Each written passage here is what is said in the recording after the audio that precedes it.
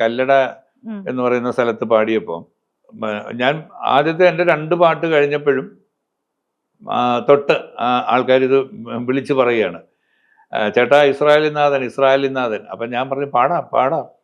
അത് കഴിഞ്ഞ് പിന്നെയും കുറച്ചും കൂടെ പോയി കഴിഞ്ഞപ്പോൾ വീണ്ടും വിളിക്കുന്നു ഇസ്രായേലിനാഥൻ ഇസ്രായേലിനാഥൻ. അപ്പം ഞാൻ പറഞ്ഞു എനിക്ക് ഈ വയസ്സുകാലത്ത് പോലീസ് സ്റ്റേഷൻ കയറി ഇറങ്ങി നടക്കാൻ പറ്റൂല. അപ്പോഴാണ് അവർ പറഞ്ഞത്, സാറേ ഇത് ഇവിടെ ഞങ്ങൾ കല്ലട എന്ന് പറയുന്ന സ്ഥലത്ത് മതസൗഹാർദ്ദത്തിൻ്റെ ഒരു ഇടമാണ്. കാരണം ഇവിടെ കല്ലട മുത്തപ്പൻ എന്ന് പറഞ്ഞൊരു ക്രിസ്ത്യൻ പാതിരി ഉണ്ടായിരുന്നു, അച്ഛൻ. അതേപോലെ ഈ കല്ലട ദേവി, പിന്നെ മറ്റൊരു വിശുദ്ധൻ്റെ പേര് കൂടി പറഞ്ഞു. ഇവർ 3 പേരും ഒരേ കാലഘട്ടത്തിൽ നൂറ്റാണ്ടുകൾക്ക് മുമ്പ് ഇവിടെ ഉണ്ടായിരുന്നവരാണ്, ജീവിച്ചിരുന്നവരാണ്. അപ്പോൾ ഈ കല്ലട മുത്തപ്പൻ്റെ പള്ളിയിൽ നിന്നാണ് കൊടിയിറങ്ങി ഈ കല്ലട ദേവി ക്ഷേത്രത്തിലേക്ക് കൊടിയേറുന്നത്.